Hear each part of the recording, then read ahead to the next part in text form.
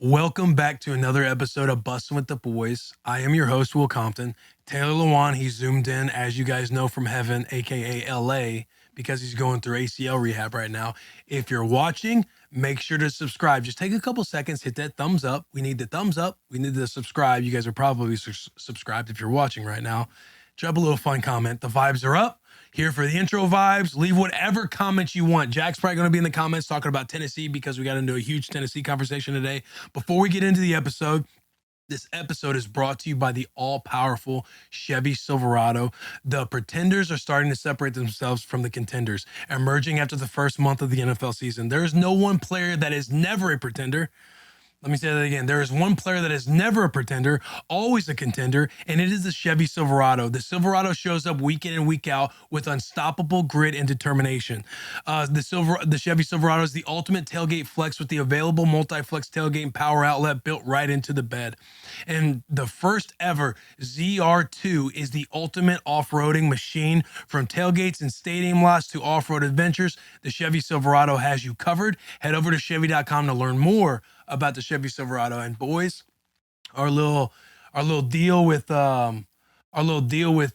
Freeland is coming to an end. Your boy's about to I think I'm going to buy that ZR2. I think it's like the little competitor of the, we're not going to say the brand, but the dinosaur. The F-word dinosaur. But I think I'm going to get that ZR2. That thing looks awesome. I test drove it over the weekend. That thing is a fucking machine. So, just some personal news, a little flex of personal news. But we broke down a lot of shit today. Taylor comes on. We talk college football, Tennessee. We obviously dive into the Tennessee game. Our boy Jack, Garrett, two of our very own, went to the game over the weekend. And one of the more historic college football games of all time. We get into that. We get into Michigan. We rank the top five, what we feel is the true top five of college football. We talk Nebraska and how we're in a rebuilding year right now. And while at the same time rebuilding, competing for the Big Ten West crown. We had a little lapse, a little hiccup against Purdue, but we're all one game away. We're one game out. We went out. The rest takes care of itself. We get into the NFL. We get into some NFL headlines. Robbie Anderson going to the Cardinals. Bills versus Chiefs. Mahomes versus Josh Allen. How Josh Allen is an alien, but also Mahomes is an alien. Tom Brady drama in Tampa Bay. We also get into a little back and forth. Who would you rather have, Tom Brady or Peyton Manning? Arthur Smith slugging beers with the boys down in Atlanta after a big win against the Niners. Coach Sirianni, am I saying that right? Coach Sirianni from the Eagles. Fly, Eagles, fly. Them boys are 6-0, undefeated. Gave a big middle finger verbally at the end of the game saying, that's game, motherfucker. Ball game, motherfucker. We get into that and how we love the shit talk going on in the NFL right now. The Titans are getting a new stadium. Not only do they have a big division rival, but now announced in 2027, which I didn't know at the time, but now that I do, the Titans are getting a new stadium. We talk about that. We talk about how we have a big divisional opponent this weekend against the Colts. With that being said, we have a tailgate Sunday. Is it a noon game? Noon game. Tailgate starts at 10 a.m. We'll be slinging merch. We'll be at the rooftop of Acme Feed and Seed. Colts fans, if you're in town, you're welcome to Acme Feed and Seed. We do a little bit of shit talking on the rooftop. The vibes are always high. Everybody's respectable, but yeah, there's some friendly shit talking. We might get on the mic and work the crowd a little bit, but come out to our tailgate at Acme Feed and Seed. Again, there'll be merch. There'll be a Whistle Pig, cocktails, drinks, all stuff. Whistle Pig there. Come have some drinks with the boys and have a good time right before the game. Then we'll go over to the game and watch it, and the Titans will probably beat your mother loving ass. We get into our Tier Talk Spooktober. Our spirit of the week is going to be best villains. So our Tier Talk is best villains of all time. It can be anything in the fantasy world. We kind of stay away from serial killers since that shit was real. And we just love talking about villains at any moment. There's some good some villain talk out there. I just want to say this: Joffrey Baratheon is a fucking rat, weasel, annoying voice. He's somewhere on that list. But we have a good time with the Tier Talk. As always, our favorite segment of the week, our shout out, no free shout out. That was electric. But what I want to get into is what you guys need to know and what you guys are going to have to help us out with when the time comes. Because this whiskey, Bussin with the Boys selected a single barrel out in Vermont. What is it? Shoreham, Vermont. the Whistle Pig Mountains, bro. They have 300 acres out there. Whistle Pig is known for their rye. They're best known for they're only known for their 100% rye whiskey. It is absolutely legendary. This is a very credible whiskey brand, Whistle Pig. Now they are rolling out a bourbon. They have a 100 proof bourbon out there. They are also rolling out a single barrel selection with Bussin' with the Boys that's going to drop in November. I don't think you guys understand how big of a deal this is right now and potentially could be, because we're going to have a limited amount of bottles that we can sell. It's going to be like several thousand or something like that. And if they just fly off the shelves, which I think that they will for all the whiskey lovers out there, trust me, like your boy knows whiskey. I know you know whiskey, all those whiskey connoisseurs. You guys are going to enjoy this bourbon. A little heat up front, a little nestling sensation like you're on a hammock in a backyard down your throat, no pause. Nice little warm feeling at the bottom.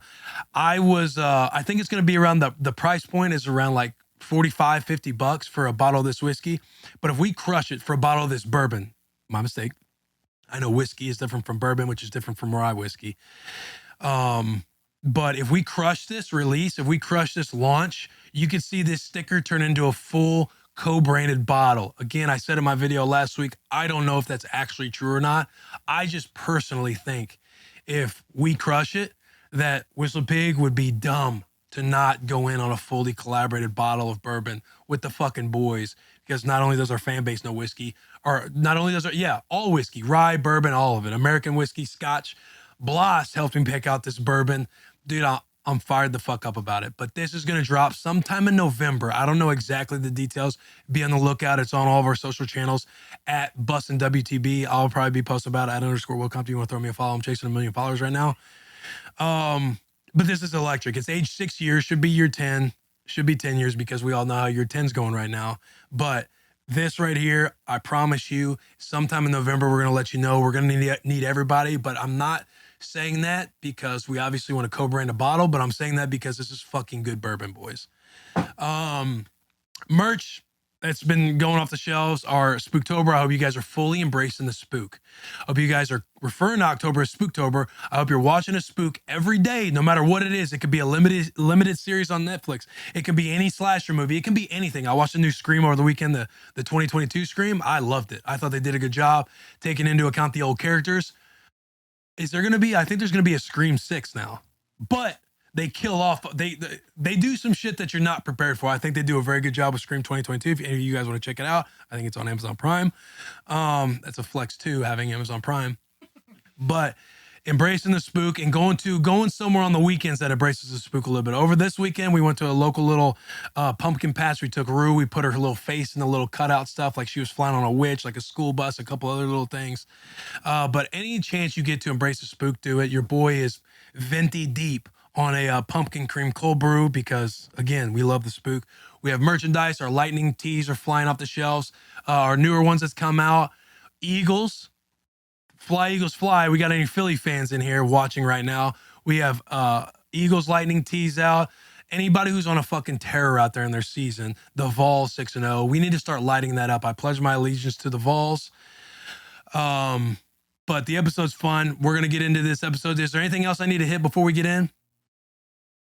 Crushed it? We're good. Thumbs up. Speaking of thumbs up, hey, seriously, if you're watching right now, hit the thumbs up. Drop a comment. We need to get into the algorithm, boys. Thumbs up, comment. Thumbs up, comment. Thumbs up, comment. And if you're listening, you're consuming this on audio, just make sure you're downloading the pod and just engage with us all the time on social media. We have a lot of fun with this shit. But before we get into the episode, I'm going to read you an ad from NASCAR because NASCAR is back in South Florida. It's Dixie Vodka 400 race weekend. Championship hopes will be on the line with one of the last chances to lock into the championship 4. Watch the stars of the NASCAR race to keep their dream alive. Tune in October 23rd at 2:30 p.m. Eastern time. Guarantee your 2022 Dixie Vodka 400 weekend experience today. Adult tickets are as low as $49 and kids 12 and under start at $10. You don't want to miss this shit. Homestead, Miami, Speedway's Dixie Vodka 400 will be a major part of the 2022 NASCAR Cup Series playoff. It'll be the critical second race It'll be the critical second race of 3 in the. Throw me for a loop right there. I thought I was doing a good job. I thought I was crazy for a second. So round of 4, this would be a critical second race of 3 and the 4. Round of 8 for the Cup Series playoffs, as a victory will give the winner an automatic berth in the round of 4. The Dixie Vodka 400 will mark the first time on the 1.5 mile venue of NASCAR's Next Gen Car. Tune in to NASCAR's Dixie Vodka 400 race October 23rd, 2:30 p.m. Eastern Standard Time. What's up? At Homestead. Yeah, at Homestead. Did I not say at Homestead? Homestead. I thought I said Homestead. Homestead, Miami. That's the first time back there. Are you a NASCAR guy? Working NASCAR.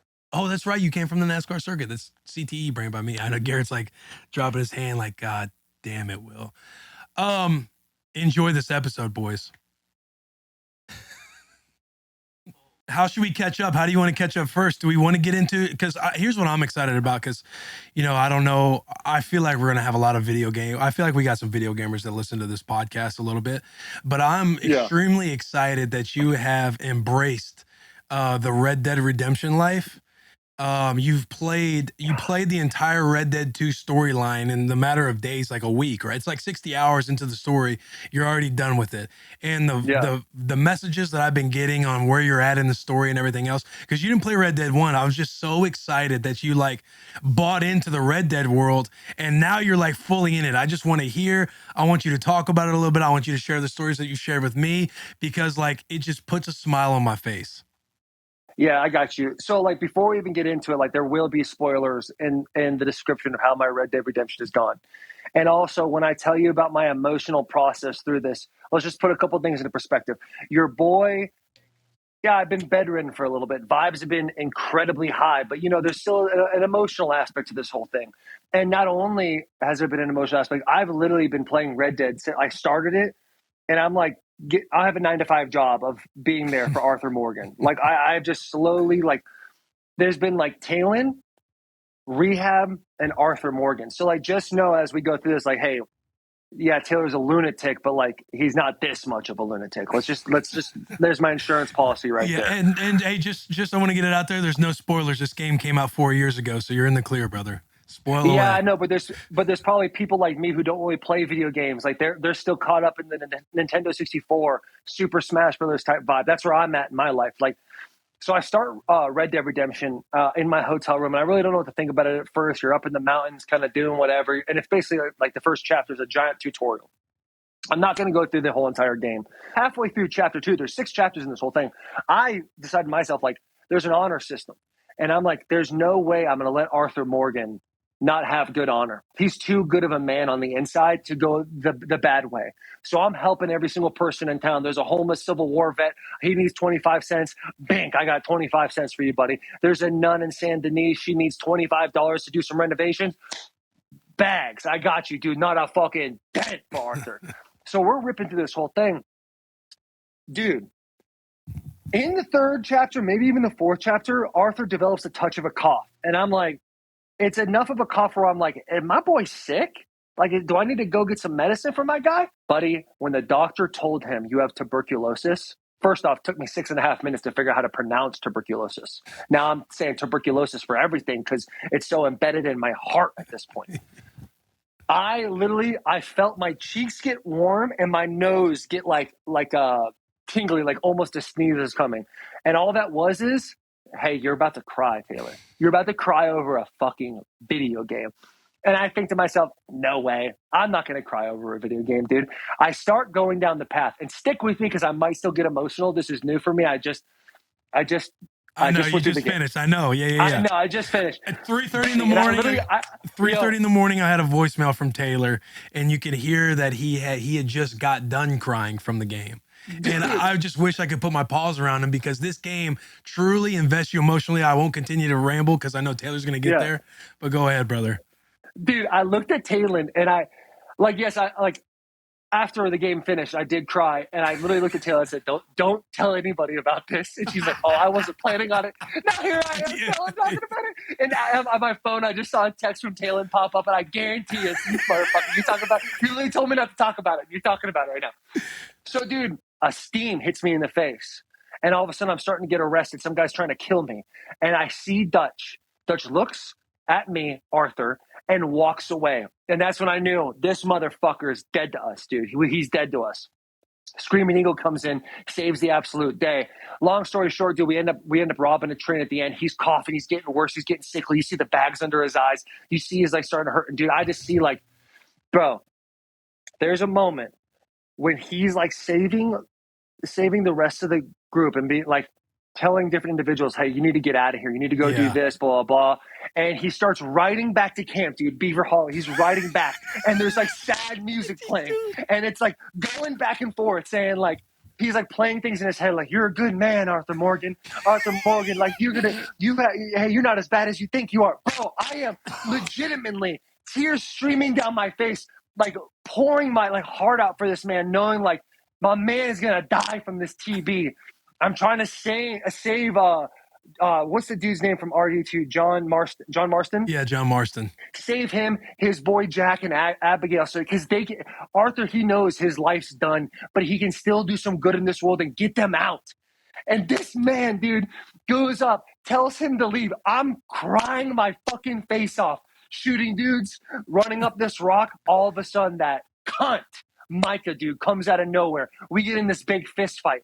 He starts to choke me. I'm tapping B like a motherfucker, dude. Don't let him go out like this. Don't let him go out like this, dude. I'm freaking out. Finally, I get away. Then I'm tapping A. I'm crawling to the gun. And Micah's walking behind me, but he's hurt too because your boy put dents in him. And all of a sudden, someone steps on the gun, and who is it? Dutch Vanderlyn. And Arthur can barely fucking speak, dude. He's, Dutch, I gave you everything. And I'm like, fuck, dude. I'm watching this shit go down. I'm fucking crying my face off, bro. I'm like, dude, he gave you everything. How could you fucking do this to him, man? How could you do this to us? And fucking he turns around. Mike is like, let's get out of here, Dutch. We can go. Dutch walks and turns around.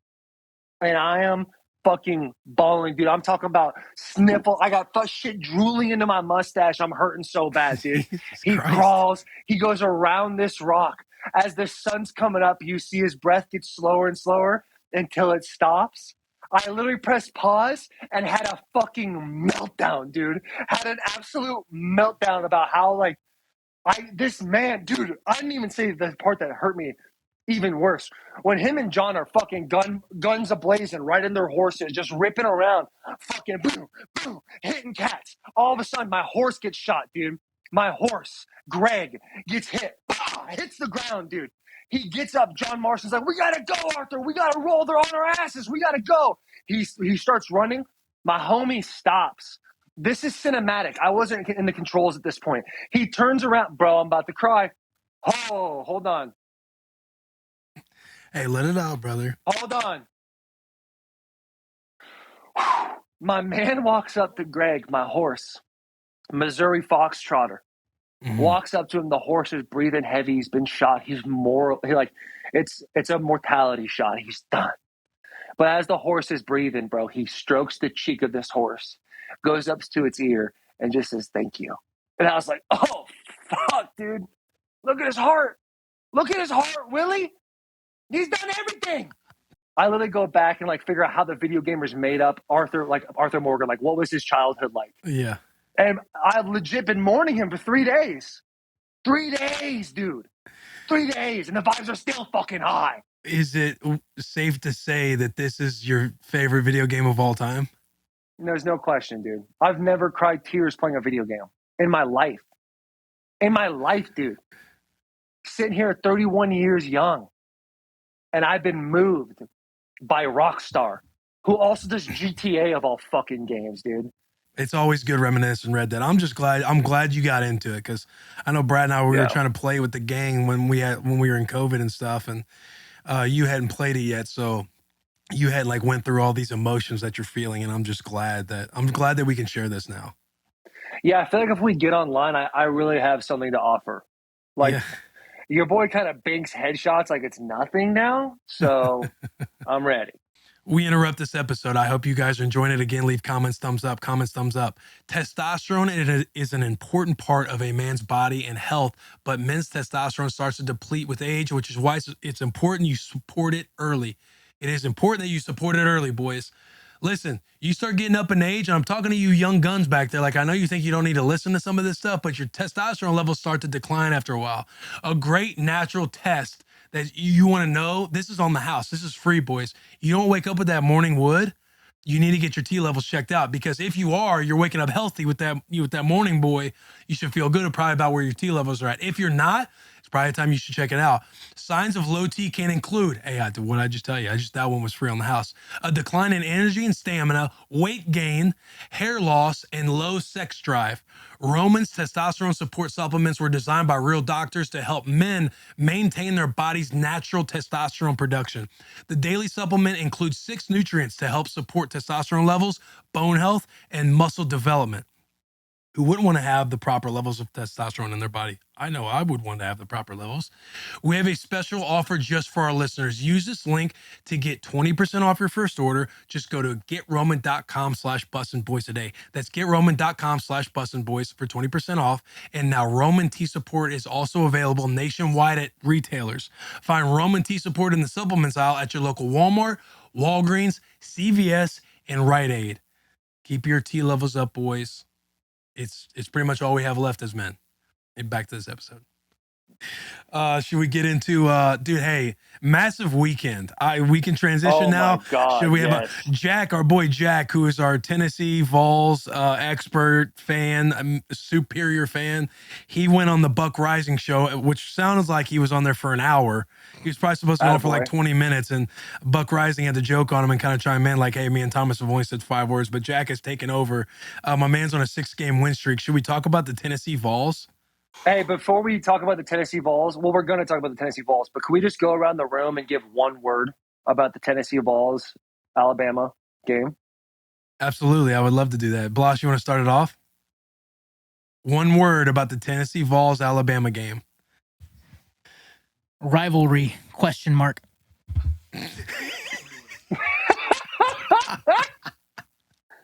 Jack, what do you got, bro? Special. Historic. Tough. Man, what's mine going to be? I'm kind of nervous.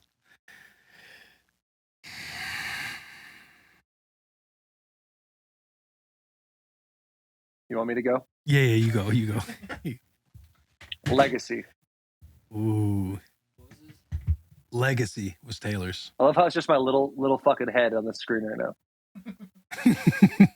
Mine is allegiance. Oh, that was a good one. Thanks. All right, hey Jackie, start us off, dude. Take us through it. Take us through it, buddy. You guys have the mic. Yeah, you guys have the mic. Garrett, who's a huge Alabama fan, as you guys know. Jack, Tennessee fan. They both went to the game. They were at this historic event. Probably go down as one of the better college football games ever played or witnessed, especially in Neyland Stadium.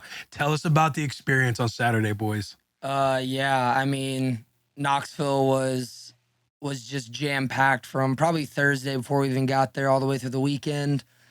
Saturday, we show up for the tailgates. Energy is extremely high on campus. Morale is high. We're just having a good time. And I would like to say that I was able to really enjoy the game, but I was a wreck. I mean, even we were up 21-7 in the first quarter. It's Bama, it's Tennessee. We've had so many tough losses where we thought we'd win, and it just didn't pan out that way. Until, well, I guess that's kind of skipping ahead too far, but in the fourth quarter, when we gave up a fumble, it was right in the end zone that I was sitting in, and I, right then and there, almost just lost hope. I sat down, and I couldn't even look up. I was just looking at the ground, like just praying, just please God, if you just grant me this one favor, I won't ask for one until tomorrow, you know? But yeah, I mean, from an unbiased perspective, just as a fan of college football, you can't get any better than that game. An absolute shootout by 2 elite teams, 2 incredible coaches. I mean, Nick Saban, probably undeniably the greatest college football coach ever. And Bryce Young came out and played his fucking heart out. Like, hats off to him, especially after coming out and not know if he was going to play or not. He was an incredible opponent, and it was extremely fun to watch. And I feel really fortunate that I got to experience it. We talked about it before the show. Taylor's kind of hounding me saying that I was going to say something to Garrett, and he was spot on because I do have to give Garrett his flowers. Huge Alabama fan, and before, during, and after the game, he couldn't have been in better spirits. Just like really appreciating how much it meant to all of our friends as Tennessee fans. And that's cool where you can kind of set aside your ties and allegiances to your school and just be like happy that your friends like get to like really witness and enjoy something we waited for 16 years for. So he was extremely honorable and so much respect to him. I mean, it still really hasn't set in. For Tennessee fans, we've waited for so long for a day like this. Bloss was saying earlier, he doesn't really know if we should have stormed the field or taken the field goals down, but that was always going to happen if we beat Bama. Those were like, if there could have been more damage done to the field, it would have happened. But Knoxville was an absolute scene afterwards. There was not enough police to enforce all of the fucking chaos going on. Me and Garrett were at one of the bars on the strip afterwards, and literally 50 feet away from us, we're just hanging out. It's probably close to midnight, having some drinks. Out of nowhere, 5 fucking rounds. Somebody starts just a shootout, literally pistol, 5 shots. Oh shit! 50 feet. Everyone just like sprints away and like we're on a outside on the porch, 5 feet away from the street, and everyone runs and kind of ducks for cover. And then within 2 minutes, everyone's just kind of back, like drinking, hanging out, and every cop in the city is on the strip, and it was almost like martial law was in effect. There was just so much going on, and it was a long day. So by the time it was like midnight, we were all pretty tired, but we pushed through to the end of the night, and still doesn't really feel real. But yeah, one of those wins that I'll remember for the rest of my life, and super fortunate I got to experience it with good friends and family alike. So I don't know if Garrett wants to talk anything or on it, but also shout out fucking Jalen Hyatt putting up an absolute, unbelievable stat. Randy Moss Thanksgiving type stuff. 6 receptions, 5 touchdowns, 230-some yards, averaging 30 yards a catch. And if you're not a huge Vols fan, we're missing Cedric Tillman, who's one of the greatest wide receivers in the country, and we've missed him for about 3 weeks. So I know, Will, you appreciate the next man up mentality, and we've just been like filling in gaps and putting it together for 6 weeks now. We got a homecoming, so hopefully an easy game versus UT Martin. Then night game they just announced versus Kentucky. And then we got the big one versus Georgia down in Athens. And that will be a game that the whole nation's got their eyes on. So yeah, it was really fun. You're missing a game there, Jack. That'd be after November Georgia. 19th. Yeah. We'll see. We'll be there though, so it was fun. Yeah, I don't have too much else to say on it. It was just really special day. And all right, fortunate. Taylor.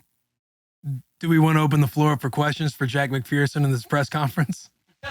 Well, I'd like to say a couple things that he touched on. That was really good. Yeah. I think Bryce Young, that's his name, the quarterback for Bama.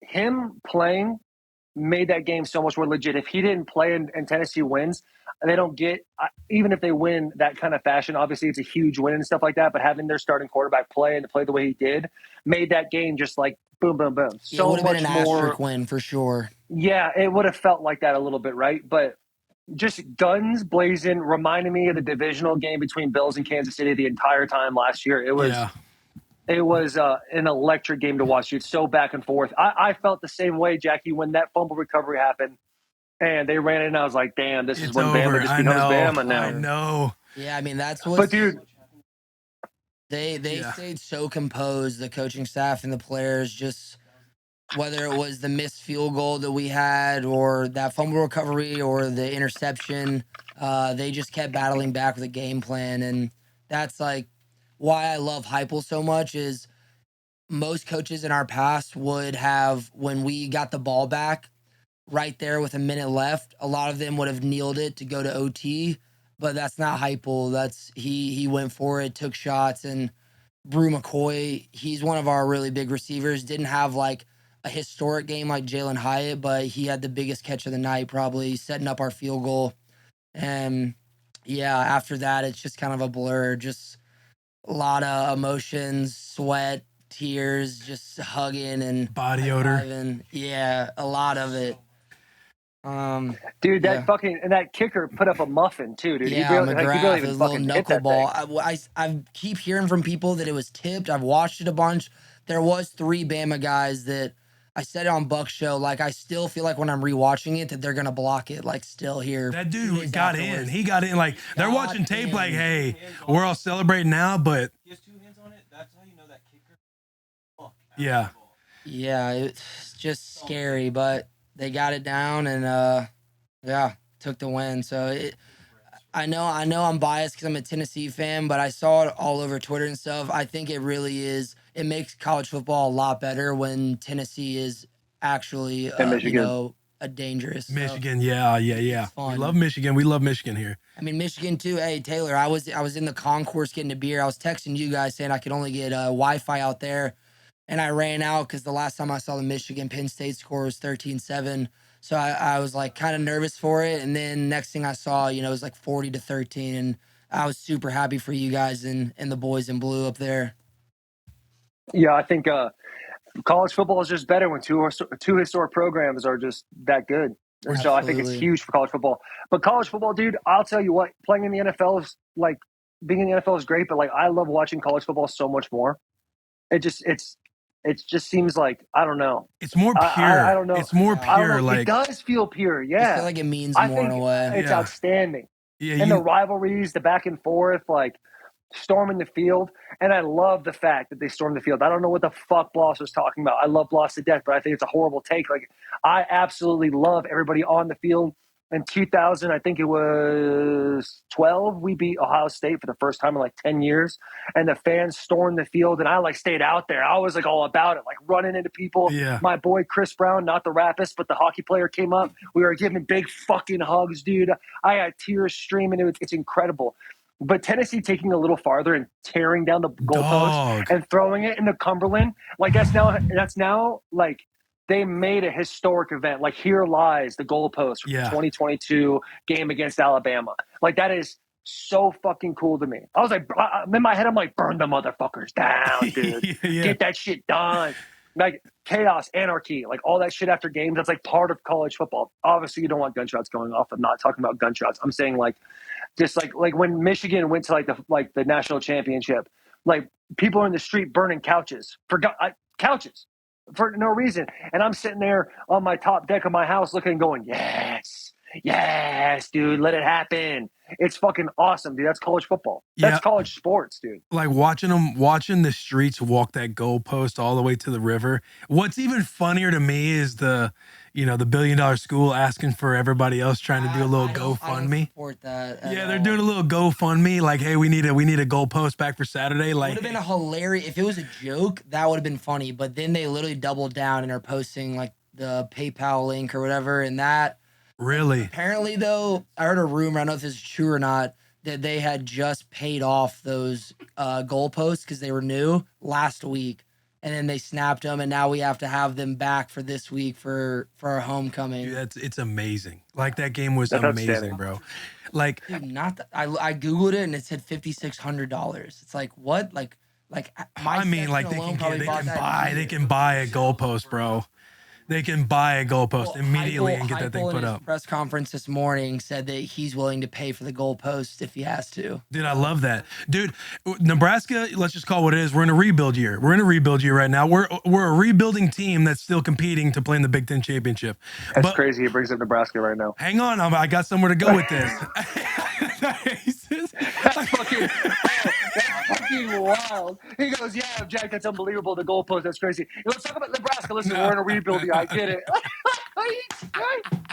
No, dude, I'm going somewhere with this. But while we're in this rebuild year, like, I want to pledge my allegiance. I'm still House Nebraska always, but I would love to bend the knee and pledge my allegiance to the Tennessee Volunteers. My queen is Chancellor Plowman. My king is Coach Heupel. Dude, the fact that a couple years ago when he got hired and nobody wanted him. Oh, they did look at the receipts on Twitter. Yeah, the freezing cold takes that they got, like everybody hated that hire. And the fact that he's turned that program around and they are like talked about now. Like they're in it. They could go to the they can talk about going to the Natty this year, right? Like, are they going to have a hangover game? You guys got a tough schedule coming up, but dude, I saw Taylor's tweet too. Like, how do you bleed blue, red, and orange? And I feel the same way. Like, I'm like, man, how do you not root for the Tennessee Volunteers this year? Like, it's just they're fucking awesome. And I just want to say, like, I pledge my allegiance and I am bending the knee to the University of Tennessee. I love that so Hey, much. let me second that, dude. I'm with you on that one. Yeah, I'm with you. Hey, go big red, go big orange, and motherfucking go blue, dude. Yes, that is sir. where I'm at in my life right now. What is the saying with blue with the orange? What? Go orange or Go big orange, GBO. Okay, Go big GBO. There we orange. go. I love. I said that. Yeah, I good said that shit. Good already. shit. No, good shit. Yeah. I'm just saying, like, Go Balls. Taylor, we're gonna be doing this together, brother. Like, we're becoming massive fans of the Tennessee Volunteers outside of our, outside of our respective schools. You guys got a nice ball club. Like, we got 2 teams now in the top 5. Like, should we talk about 4, dude? Should we talk about the top 5? Yeah. Yeah, we should, dude, because I do as much. Like literally, I just said go big orange and stuff like that. The only thing I disagree with, Michigan should be ahead in the poll, and that's like a small little statement that really shouldn't even be said because it's the middle of the year, Say so it, it really brother. doesn't matter. It doesn't matter. Say it. Fucking say it. Yeah, but I'm saying Michigan should be higher in the AP poll. If you go and get a top 10 team with the top 5 defense and absolutely donkey punch some cats over there, especially in the second half, like legit, if it wasn't for 2 plays in the first half, we win that game 56-0. And we're in the low red, and you take 3 instead of 6 every time. Like the boys, yeah. You clean up a couple things, dude. We ran away with it. Yeah. Our threes are playing, dog. Yeah, you guys had a good statement win. Like that's what Michigan needed, because a couple weeks before it's kind of like, all right, like, are we a really top 5 team? And I thought you guys handled the fuck out of Penn State. Yeah. What is the top 5, just so everybody's aware, Jack, for everybody listening? Number 1, Georgia. 2, Ohio State. 3, Tennessee. 4, Michigan. 5, Clemson. 6, Alabama. 7, Ole Miss. 8, TCU. 9, UCLA. And number 10 is Oregon. I think it's wild that Clemson's in the top 5. I think it should go. Listen, Recency bias. Yeah, here's what I think it should go. Ohio State. Whoa. I'm sorry. Like, I'm trying to leave the emotion out of it. I really am, because like I'm rooting that. for No, I blue. respect it. Yeah. Ohio State should be 1. Michigan 2. Tennessee 3. Clemson at 4. And then I would put Georgia at 5. Yeah, you're missing Georgia. You put Georgia at 5. Georgia should probably be at 5. I think this is the year of the Big Ten. That's why I think Ohio State and Michigan, and you guys should be battling it out at the end of the year. And then whoever wins that game is probably going to play Nebraska in the Big Ten championship. Yeah. God damn it, dude. I honestly don't. Just I fucking just like, don't hey, know go big orange. if Hey, he's go serious or blue. not. Nebraska, dude. Taylor's like, yeah, I was wondering how we were going to get back to talking about Nebraska, but somehow it happened. Bro, we can talk about Nebraska in a little bit, but goddamn, Bub, like, let's talk about some college football for a second. Yeah, what's your top 5? What would your top 5 be at all that? I'd probably keep Georgia at 1. They've had no slip ups. They won it last year. You got to unthrone the king before you even. I mean, they had a dominant win against Oregon early in the year. They almost slipped up against Mizzou. They almost slipped up against Mizzou. Mizzou's not a good football team. But I know Mizzou's not a good football team. I get it, but like you gotta. It's SEC the SEC has owned the NCAA for so long. Like you gotta. I'm a Big Ten guy, but for me, I'm sitting there going, you gotta keep Georgia there. It's just unfortunate, but it is what it is. I hope Tennessee donkeys when they play Georgia. I got Georgia 1. 2, I'm probably going to keep Ohio State there. Like, I just think they've been dominant for a long time. I know we won the Big Ten last year, but like, let's make that a 2-3 game the 3rd weekend in November. And then 3 is going to be Michigan. I got 4 with Tennessee, and 5 I got Clemson. See, I want to change it. Yeah, I was disrespecting Georgia. I like to put Georgia at 4, and I like to move Clemson out, and I like to put Ole Miss at 5. Oh. Yeah, I don't think Clemson's very good. Like they don't play anybody tough. They're in the ACC. They don't look like dominant in all their wins. Like, and Ole Miss is playing some good ball. And SEC is a competitive conference. I like that. So you got Georgia at 1. No, Georgia's at 4. I still think we got Ohio State, Michigan, Tennessee, Georgia, Ole Miss. Yeah, okay. I like the top 5. That's a good top 5. That's a solid top 5. I like the top 5. Those are solid. but yeah, dude. I mean, we'll brush over Michigan because it's like it was not near as exciting as the Tennessee Bama game. It was a dominant win. You knew it was going to be from the get go. They were moving the ball up and down the field. Penn State had like one first down in the first half, and then second half, obviously superior coaching, better execution, and the game got out of hand in a hurry. So yeah. hats off to Michigan. Nice little bye week for the boys, and then you know what's going to happen, dude. Michigan State week. Those little cucks are going down, dude. And I'm singing my song. I'm gonna sing this motherfucker for the next 2 weeks. I got a whole arsenal of shit in the back pocket, and I'm ready to go. And I'm ready to die on this thing again, dude. Again, people thinking I'm an absolute idiot for doing it again. I'm sure there's people at Michigan, Steve Hutchinson, who, by the way, doesn't even follow me on Instagram. It's super disrespectful. Steve Hutchinson, Hall of Famer, Michigan legend. He's probably sitting at his house right now going, what an idiot. I can't believe he's doing this again. Like, what are you doing, buddy? But I'm not going to say it. I'm not going to say the F word. Michigan State. Hey, you guys beat him last year, right? What? Michigan State? No, they lost to him. Oh, my God. That's right. That's right, because everybody came after you for that little press conference. Yeah. Because I was thinking that y'all still won because y'all still you guys still won the Big Ten and stuff. Damn, that's right. It's going to make this one a little bit better. I think Michigan State's having a down year. Hopefully that, I know nothing matters in rivalry week. There he goes. But I feel like we got to shout out to some of the boys in our college sphere. Blake Corum, Heisman candidate. Ooh, for sure. Stopping. He is, and he had a little throw up too during the game and just kept trucking along. Lunch pail cat, man. Dude, bro, plus the left tackle for Tennessee. The lineman on Tennessee, that was one of the most alpha things he could do, man. Just looks at him, starts shaking the head. Yes. Yes. He goes, I'm about that life. Yes, dude. Yeah. And he threw up with grace, too. There was no leaning over. He's like, I know this is going to be projectile. It's not going to go in my jersey at all. Motherfucker shot it 1.5 yards, looks the dude, stares him right in the eyes, and shook his head. Yeah, Bob. We're here, kid. Yes, bro. We're here. That shit was fire. But Blake, dude, and also awesome. Sponsored by Chevy Silverado. The dude's running like a fucking Chevy right now. He's a stud, man. He really is a stud. When they slow down some of his cuts he's making, when he keeps his balance and low center of gravity after he gets hit, like, he's a good fucking running back, man. Bro, he really is, dude. And hey, also a quick little shout out to Trevor Keegan ripping them sevens, dude, at Michigan. He's keeping the tradition alive. The kid is an absolute unit. That whole O-line is playing like they did last year. I love it. Do we got anything? Trevor Keegan or Zach Zinner? I can't remember. But yeah, both of them. But I think it's Trevor. It is Keegan. Have you seen his face paint? What he does? He doesn't do it on the face. He goes all around the eyes, just all black, like glasses. War basically. dog. But it looks it looks pretty crazy. Those dudes are going off. Taking that raccoon paint. Dude. Yeah, literally, that's it. And the boys are stoked about the Bussin Bowl too. Like when it first came out that I was done for the season, Trevor sent me a nice little message on Instagram, or I think he even texted me and was like, "Hey, bud, all the boys look up to you out here. We love you. Blah blah blah. We're stoked for the Bussin Bowl." I was like, "Hey, I'm gonna be there, boss. I'm gonna be there." I need to get my boys texting me, "Hey, we're high for that Bussin Bowl." But we're one game at a time right now. Like, we're not looking ahead. We got a tough one coming up this week. You got Illinois? Yeah.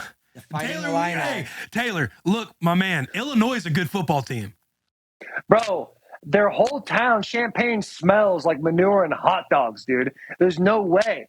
They're not good. They got a little scrappy football team, bro, and I hate even saying scrappy, little. Bro. The whole Big Ten is scrappy. Aside from Maryland. I mean, Maryland's a little scrappy, I guess. Yeah, Maryland's having a good little year, too. I just don't really respect Northeast football. I'm sorry. I just don't really. You know what I'm saying? What do you clarify as Michigan and Ohio? Midwest, dude. It's literally the middle. No, bro. Ohio and Michigan's like the Northeast, bro. Will, someone pull up a fucking map for this kid. I swear to God, dude. The Bonne Terre, Missouri public school system must have just been fucking you, dude, because it's literally the Midwest. It's literally the Midwest. Ohio State is That's like not. The whole middle. Ohio's not Midwest, bro. It's north something. Dude, it's north mid-east or some shit. It ain't the Midwest. Okay, hey, we'll call it the North Mid. We'll make shit up. We'll just call it the North Mid, because this is not even worth the conversation to have. I swear to God, people would agree that Ohio State, that Ohio is not part of the Midwest. From Google, The Midwest, as defined by the federal government, comprises of states Illinois, Indiana, Iowa, Kansas, Michigan, Minnesota, Missouri, Nebraska, North Dakota, Ohio, South Dakota, and Wisconsin. That is. Dude, someone looks dumb as fuck right Oh, now. I forgot you follow the law on absolutely everything. It's the when I federal played government who RE2. made this shit up. I did when I played Red Dead Redemption. My honor's high as fuck, dude. I'm sure you fucking snaked a couple people and took their pockets. If they looked at me wrong, yeah, but my honor was at the top. So All I'm saying is there is a debate out there whether or not Ohio is considered the Midwest. That's all I'm saying. Yeah, you're right, because you just did it. Like, if you argue something, yeah, there's a debate, and that's great. I pay my taxes like any other American, boss. Yeah. I follow the rules. Yeah. Let's move on to the NFL before we just argue about Ohio and Michigan not being a part of the Midwest, because they're not. But let's find something. Hey, I was blown away by Missouri being a part of the Midwest. Like, I didn't know that until I met you, and you're like, yeah, we're the Midwest. I was like, oh, that's crazy. What'd you think we were? Hey, look at that bad boy oily right there. You see know, that? you That need boy a a little shower. oil there. You know what I'm saying? See that hairline? No, it's solid. Did you think Missouri was What the were we talking South? about? I didn't know. Yeah, I kind of just thought it was the South. Your boy really never came down to those parts until 2014. That's when all stuck my right. flag I in mean, the ground people in for Missouri Tennessee. think we're in the South too at times. Like that's what I'm saying. Yeah. Like there's a couple melting pots out there where I think Missouri is the Midwest. It's a gray area. Yeah. I don't think Ohio Yeah. should be in the Midwest. I don't either, man. Their most western border is still more east of Nashville. So I don't know. It's like people in that's it's like people in a fair Virginia statement by Jack. saying they're in the South. Yeah.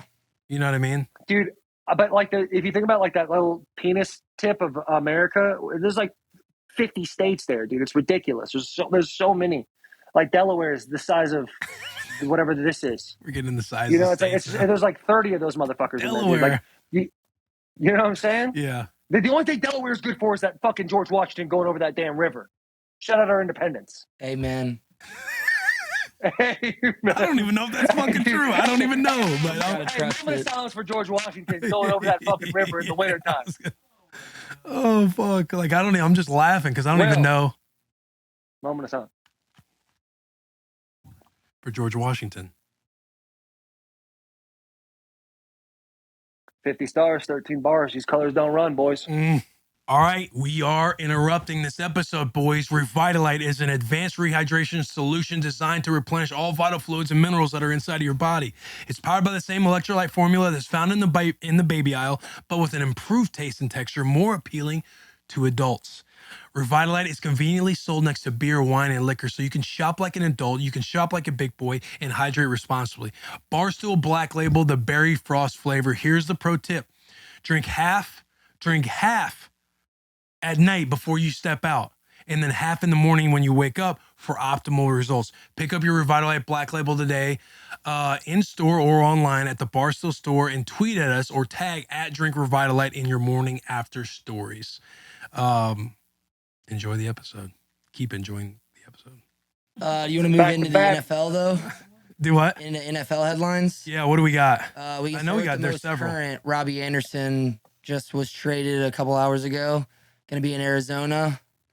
It's a lot. What do you think? I mean, Robbie, it's like they're a ship that's burning down right now because I think people are talking about Coach Cliff Kingsbury being on the hot seat because you still got weapons. Like, you know, you're without DeAndre Hopkins, but you still got weapons. Their offense is basically like run around on third down and make a play, or run around in a situation and make a play, Kyler Murray. So it's like you go and trade for Robbie Anderson, and it just seems like, what are we doing? My man cussed out his coach on the sideline, had another sideline incident. Like, that's not his only time being in the headlines. Gets traded the next day. Like, that's usually how it works. But to go to Arizona, it's like, all right, let's bring in this.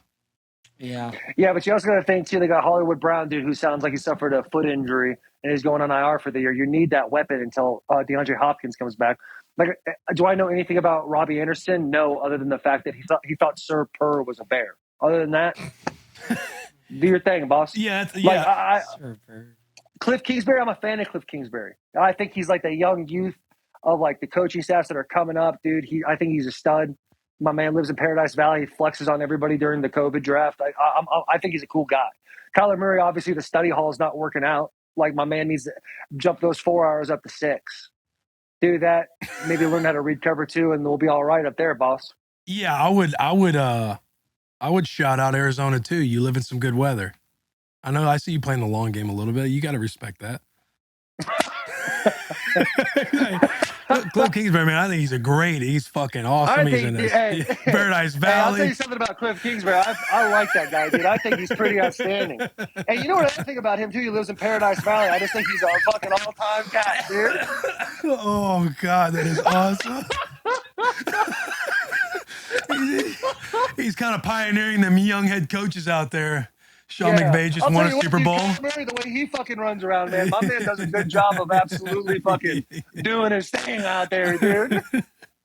Oh, fuck, that's awesome. What do you got next, Jay? Shit, next, Bills versus Chiefs. It seems like the torch has been passed from the Brady versus Manning era to now the Mahomes versus Josh Allen era. You want to go first, Taylor? I mean, fuck.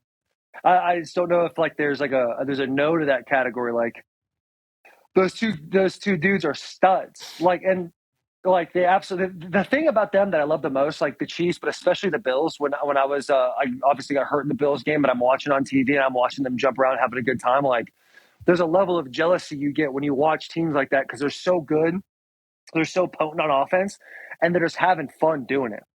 Josh Allen's a freak of nature who like literally loves to hit people, like refuses to go out of bounds. Refuses. Pat Mahomes is Pat Mahomes. Like I think like when they see each other in the playoffs, and I'm gonna say this lightly right now, I think I got Kansas City. Because Kansas, like 2019 when we went to the AFC Championship, Kansas City was up by 10 against us in the regular season. We end up beating them. We go to the playoffs, AFC Championship. We play Kansas City. We're up by 10. They end up coming back. I just feel like Kansas City does a good job of like they get in their revenge game in the middle of the season against their non-divisional opponents. And I just think like you coin flip the Bills and the Kansas City Chiefs, the way their offenses are so potent, and then the way their defenses just go, fuck it, let them have it. You know, Yeah. Their defense, like and then obviously the Bills have Von Miller. He's a fucking first round Hall of Fame cat. Like they're outstanding. The both teams are just outstanding. You know what I'm saying? Yeah, no, I agree with everything you said. It's like both of those teams you can tell just have a lot of fun playing, and you love the energy that they bring to a game.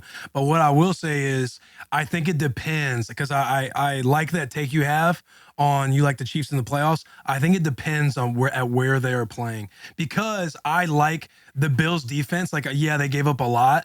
But I think that they play better when they're at home and the crowd is a little, they got the crowd more on their side. There's a little more juice going on, because it's kind of hard. I think it's all about where the home field advantage is, because they're both just electric teams. And I absolutely love Josh Allen, bro. Love Patrick Mahomes too. Like, he's a fucking wizard, but it's something about him not wanting to go out of bounds and just cap people off, jump over motherfuckers. Like even Okie doke dudes, like even put the stinky leg on guys and look at guys shit talk a little bit. Mahomes does it too from the sideline. It's like, you just want that energy in the playoffs, bro. Yeah. I'm here. Yeah. I'm here. But back, I'm here. Back to what you were saying about the home field advantage. This game will, like, when they play in the playoffs, this game determine that. So I would rather have the Bills at home like we did this week, because I'm a Chiefs fan. But Mitch is a Chiefs guy. I'm like, oh, my man just grabbed the mic. He's just rolling right now. But now that the game, like if they say they were to make it to the AFC Championship, it'll be in Buffalo. Like that environment is just as rowdy and crazy as it is in Kansas City. So like to be able to go to Buffalo in the AFC Championship and beat them, I think would be a really tough task to do. Yeah, I like Buffalo. Their fan base is insane, dude. The Bills Mafia, I've gotten a couple quarrels with them cats, dude. They are fucking outrageous. They literally, it's like NASCAR to them. They literally sit outside and tailgate for a week, and then they just go back to their tents and keep tailgating to the next game. Yeah, it's fucking wild. Like everybody in the Bills is like, oh, the summer's great. It's like, yeah, I guess so. Like, I guess you can take your 2 months of love. That's cool, I guess. We got Niagara Falls. It's like, dude, you spend 6 minutes there and you're like, yeah, it's a bunch of water falling down, dude. It powers Toronto or whatever. Like, whatever, dude. Like, it's not a place you want to go and like be like, yes. Where do you live? Buffalo. Yeah. Oh, dude, must love it there. Like, they are salt of the earth cats. that are literally like living through the environment just to make it to the fall and fucking absolutely love up those boys, dude. The pregame atmosphere in the Bills game, Monday Night Football, insanity. Fuck, when they announced Josh Allen coming out of that tunnel, I think both of my eardrums popped in my fucking head. Yeah, I mean, they're like the wildlings out there in Buffalo, dude. Like, they just live beyond the wall. They're like fucking Vikings, bro. I'm telling you, and Taylor's right. Like, Niagara Falls, yank it. Let's get a photo for Instagram. Let's go eat at the local wing spot, and let's get the fuck out of here, because Buffalo's Right. not a place where you want to live and raise a family. That the best I've ever heard. Well, that's outstanding. We go from talking Chiefs Bills to just shitting on the whole city of Buffalo, which, by the way, I think we need to get the Kansas City, yeah. We need to get the Kansas bus out City to is like- Buffalo. Yeah. Oh yeah. Hey, we would fucking love to go out to Buffalo. It's gotta be in the Yes. summertime. We would love to go out to Buffalo and talk to the boys out there. Yeah. They got Roger Saffold. They got David Lee Questenberry, the sturdiest guy in the league. I don't know if you've seen his legs, but if there's an earthquake, baby, hold on to his legs. You're gonna be just fine. Yeah. Like, it is an outstanding. They have a great squad out there, dude. I think they have they got good vibes. Them and Kansas City. Yeah. And I heard Mitch talk about the AFC Championship, bro. You can't have 3 teams in there. Like fucking. I was wondering if he was going to Titans, speak boys. up. Fucking Titans, boys, dude. Big divisional game this week. Colts. Yeah, big one. Big one. Need it. Gotta have it, dude. Like Cold Stone Creamery. I think Mitch can lead with this one, but Tom Brady being in the headlines, I think he's gonna take the reins on this. Yeah, so here's the deal with Tom Brady. He just got done. I don't know if you saw the clip of him just motherfucking his O-line, which, you know, he's the GOAT. He's the fucking leader. He's trying to get them boys Do what juiced you up. want. Yeah, I'm sure they all responded the right way. Maybe there's a couple that's like, all right, man, get out of here. But Mitch, you know, it brings up a good like talking topic. So I saw this tweet over the weekend. It was obviously about Tom Brady. He skipped training camp. He takes every Wednesday off. I guess that's like a Veteran Day thing. Yeah. No, I mean, he gets his vet day every Wednesday. Like, yeah, he's so off that's on his Wednesday. vet day. And Doesn't then show up. on Friday, like just past Friday, he wasn't at practice because he went to Robert Kraft's wedding in New York City. And then he flew private to Pittsburgh to meet his team out there. And then he still kind of motherfucked his team and he wasn't even there all week. So it's like, bro, like, what do you expect? Like, you're not really with your guys going through it all. Like, what do you want them to do? Yeah. What do you think about that, T? It's just that tough little. What do I think about that? What would you do if you were an offensive lineman? If you're an offensive lineman and TB12 is your quarterback in that kind of situation where he's taking vet days every Wednesday, Go ahead. goes to Robert Kraft's wedding in the fall. Hey, in the fall wedding. Goes to a fall wedding on Friday, misses all Friday, basically misses all Saturday, gets there on a PJ to play in the game on Sunday. You're losing, you're not playing well, and you get motherfucked by TB12. Saying, Dude, pull your head eat out of it. your fucking asses. Eat it, dude. Be like the boys in Pulp Fiction, dude. Put the gag ball on and just fucking handle your business. Like, Tom Brady's the GOAT. He's a GOAT of all GOATs. Like, he's on the back end. He's done so much for you guys. He's given you guys a championship. Like, I don't know. If he's going to a fall wedding, Robert Kraft, first off, shame on Robert Kraft for having a fall wedding. That's literally worse than massage thing. Like, you shouldn't be doing Amen, that. brother. Bro, Amen. that's fucking worse, dude. But Tom going there, obviously him and Robert have a huge history. They have a great friendship. He's brought so much success to the Patriots. Like, you gotta go. You gotta go. Like, shame on Robert Kraft, but like, Brady's not gonna miss that thing. They're best friends, dude. So him taking a Wednesday off, who cares? Like, he's fucking 70. Like, if he's 70 years old, like, give my man a Wednesday. Like, let him get off the turf for a little bit. And then the flying private, like, he's not doing that every week. I don't know if he is. Like, people can tell us more, but I know Playoff Lenny loves him to death. And the way his vibes were, if Playoff Lenny loves him, Taylor Lewan loves him. Like, and I met Tom like a couple of times, but had a good little conversation with him in 2019. Shook his hand. He had an absolute aura about him. I'm on the Tom Brady train. If I play for him and I give up a sack, I'm like, fuck, dude, I've let the whole entire world down.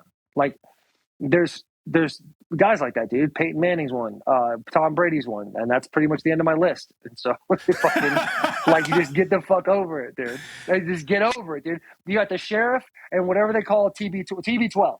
Like, those are the two guys that can Goat. literally do whatever they want, dude. He's a GOAT of all goats, not just your profession, not just this NFL thing. Like, if you looked at all the goats, he's number one, dude. He's on the top of the pyramid. Like, let him do his thing.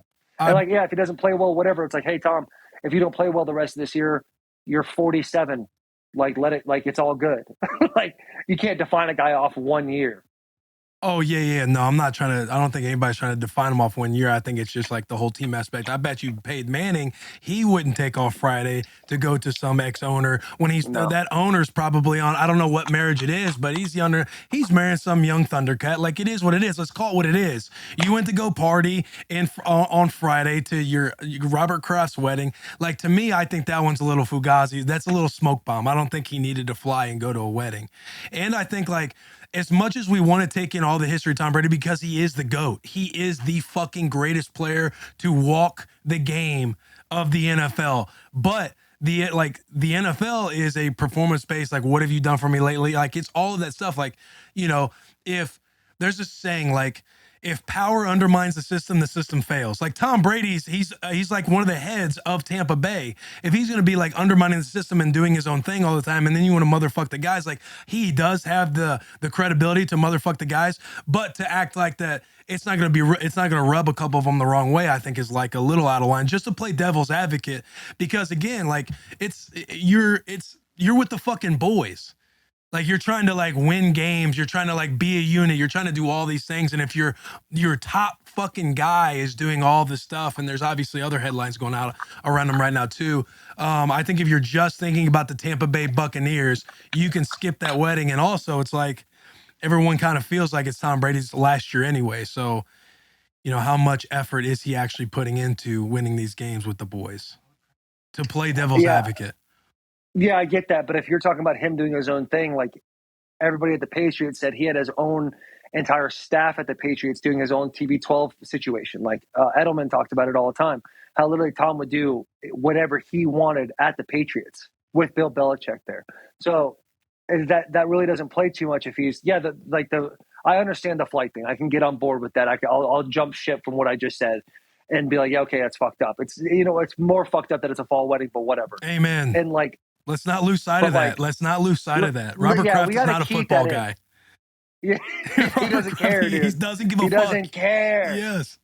Yeah, but I don't know. Like, if he's done his own regiment and his own thing for, I don't know, 76 years. So, like, what's new? Like, Wednesdays off, it shouldn't even be talked about. Like, he's I agree with that. Like, my man is. And you say Peyton Manning didn't take a day off. He was also throwing muffins at the end of his career. Like, he wasn't, like, he still ripping took them them down. muffins. He still took them boys to the fucking Super Bowl. You're goddamn right. Without an arm, dude. Without an arm, took them boys to the Super Bowl. Because he's on top mentally at all times, bro. Peak performance. So you're saying Peyton Manning's a better mental quarterback than Tom Brady? Oh, bro, I would make that argument. Yes, I think Peyton Manning. Like, you can't argue. You cannot argue who the greatest football player of all time was. But, like, if I have 1 year with one quarterback, I'm fucking choosing Peyton Manning. Wow. I am, bro. Right. I think he's just. I know. I hate that he only won 2 Super Bowls, right? One with the Broncos. Yeah, one with the Colts and one with the Broncos. Was the one with the Broncos of his very last year without a fucking arm? Without a fucking arm. Yeah, without a neck and an arm. But yeah, if I could have one quarterback, bro, like, to me, Peyton Manning is that fucking dude, man.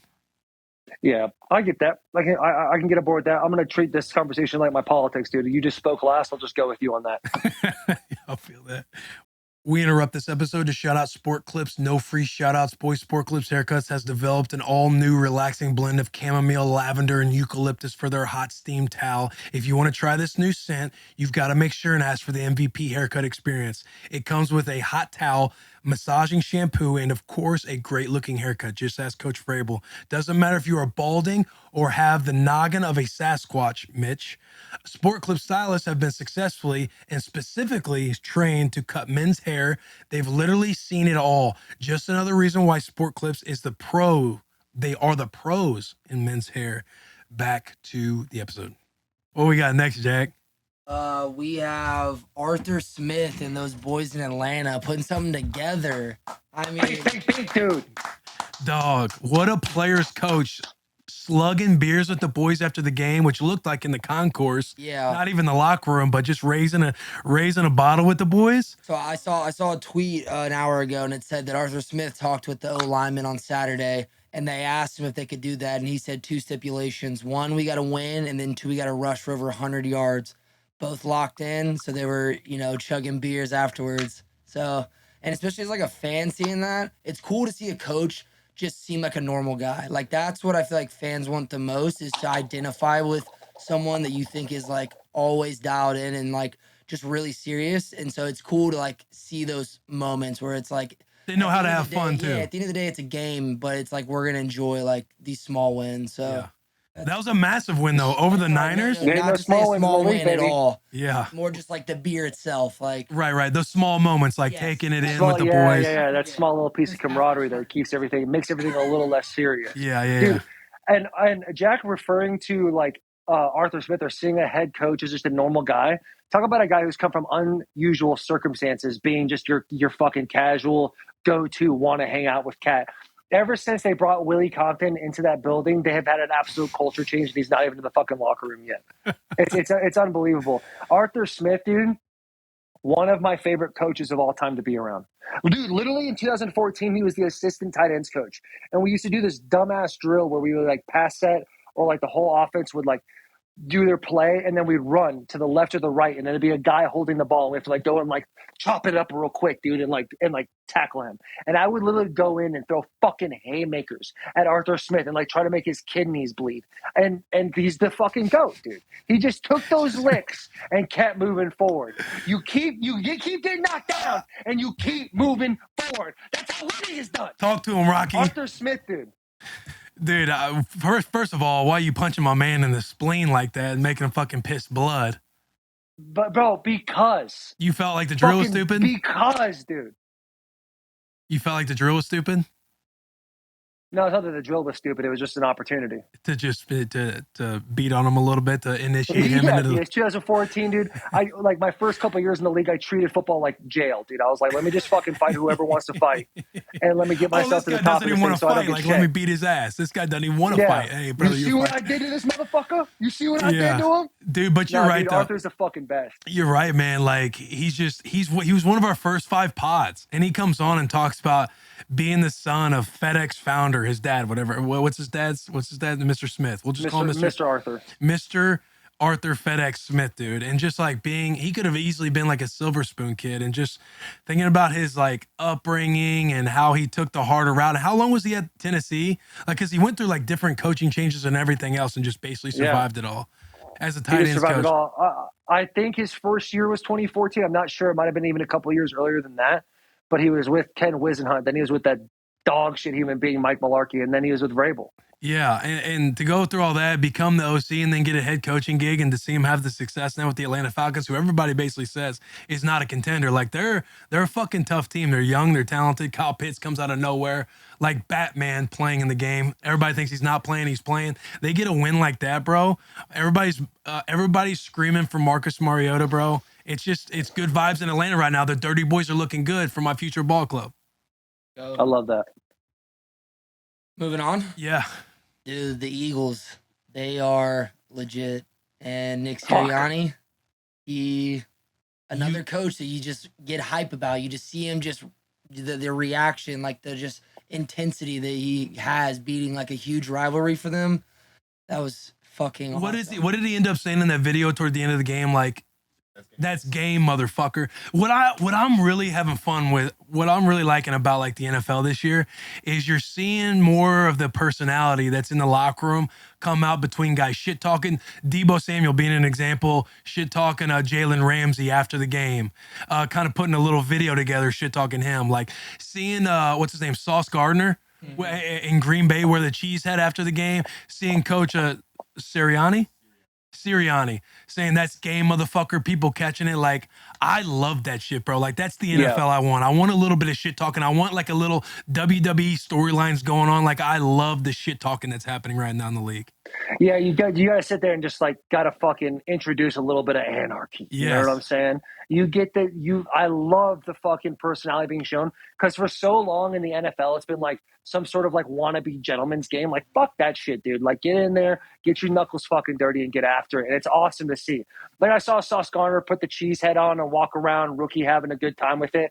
And my first reaction was like, look at this motherfucker. Like what is he doing right well, now? you see Lazard go over and flip it above his head, which is awesome. You gotta love it, dude. It's fucking awesome. And like all these coaches, like, well, bulletin board material. Don't give them anything more. But fuck that, dude. Like conditioning. Get your conditioning up because when fucking you're in the fourth quarter, you find out how bad guys really want it, dude. So if you don't have your conditioning up, you can talk all the shit you want, boss. Yeah, I like love a good where shit the talk, cheese dude. head, fire the little bow and arrow. Hey, let them Take the flag and scream on the field. Fucking point at referees. You tried stealing the game. You tried stealing the game. Yeah. Playing the violin when fucking Jalen Ramsey flops. That's the NFL we need, boys. That's the That's what Godfather you bringing need, it boss. in. Yeah, and I'm referencing the fucking Godfather himself, Taylor Lewan, for all these shenanigans. But that's the fucking NFL I want to see. What's up? T.O. Oh, yeah, I mean, yeah, Taylor's the Godfather as well. Like, there's yeah, T.O. can be on that Mount Rushmore too, brother.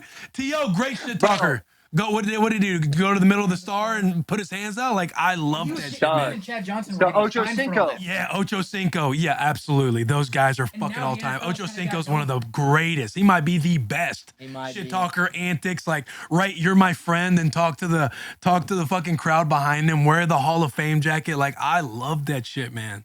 Bro, it's fucking insane that Willie starts off calling me Godfather, and then all of a sudden I hit the bronze so fast.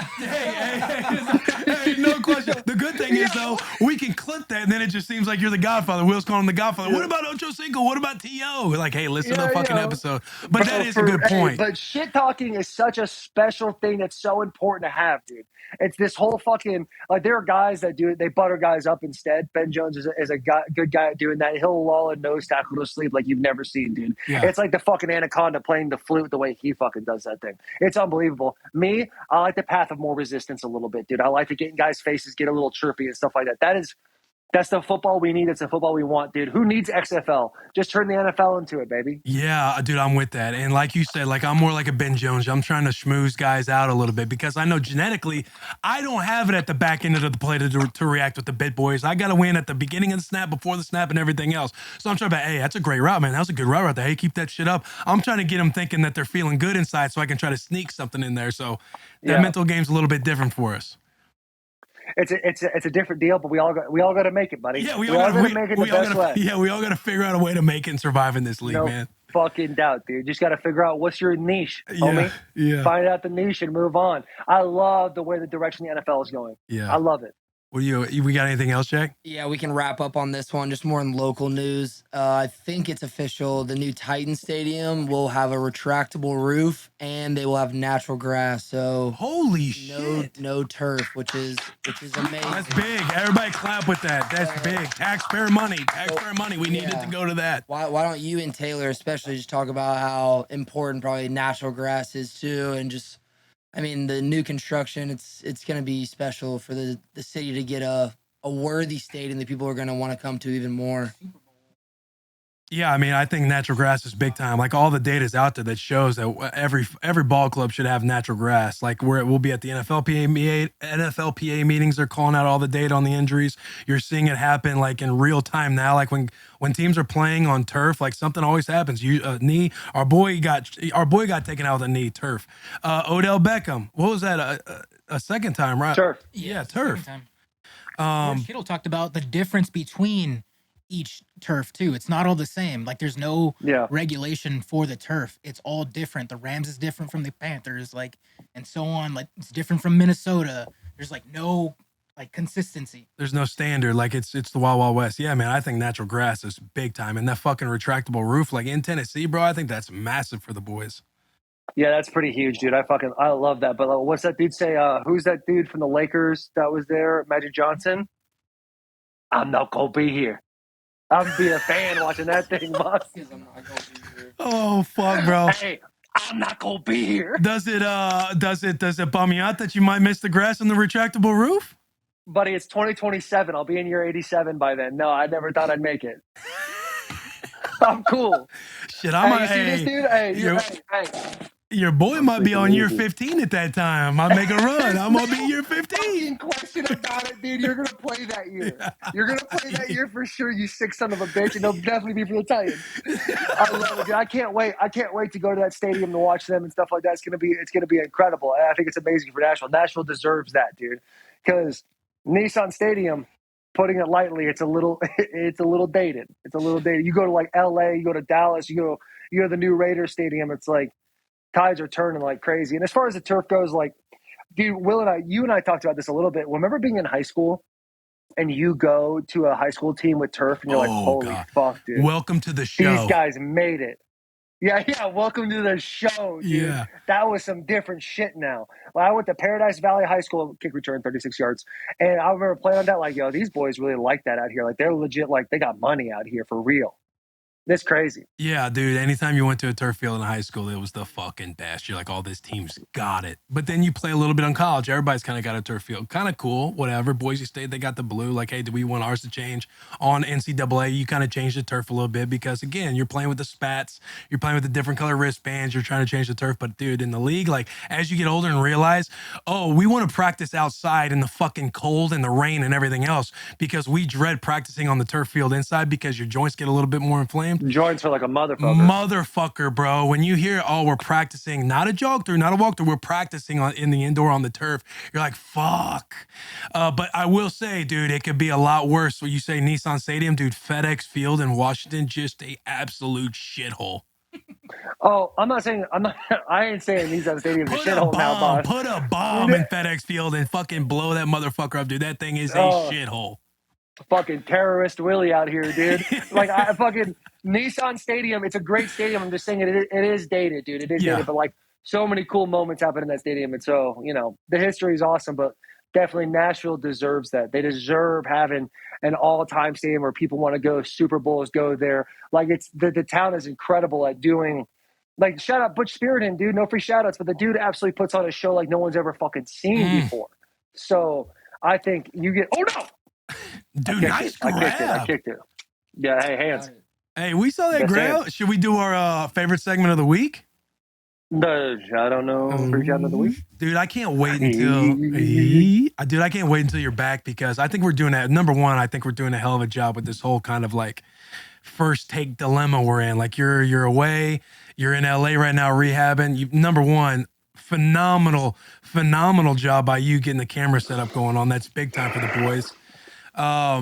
But it's going to be better when you're back and we can feel each other's energy and, you know, get a little bit more back into our rhythm.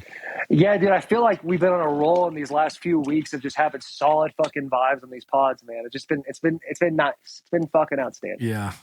Quick little potty break. Subscribe to HelloFresh and check Save Money Off Your Fall to-do list. Shout out HelloFresh. No free shout outs to the boys. HelloFresh is 25% cheaper than takeout and less expensive than grocery shopping. With HelloFresh, ingredients travel from the farm to your doorstep in less than 7 days, so you know they're fresh. Plus, pre-portioned ingredients make cooking a snap and cut down on food waste.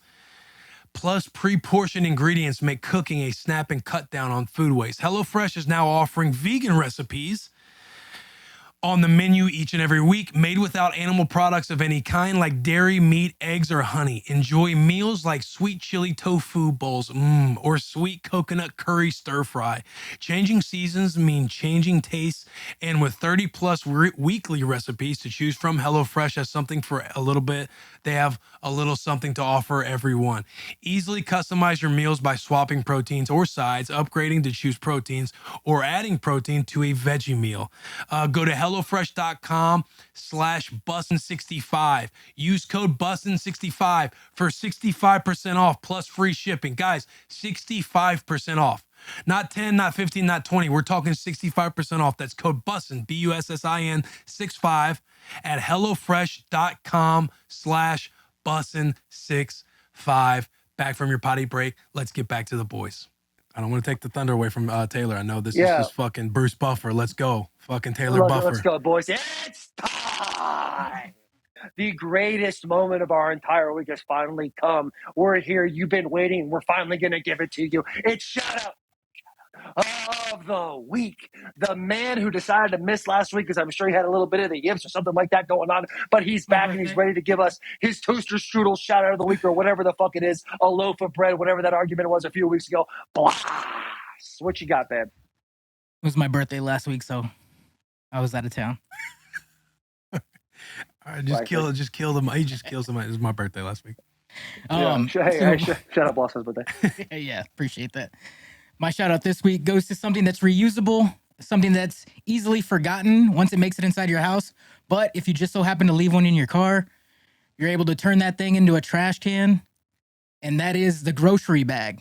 The grocery bag that stays left behind and you're able to put trash in to not dirty up your vehicle. Once you go to fill up, take that thing out, dump it in the trash, you're good to go, clean car. Damn. Boom.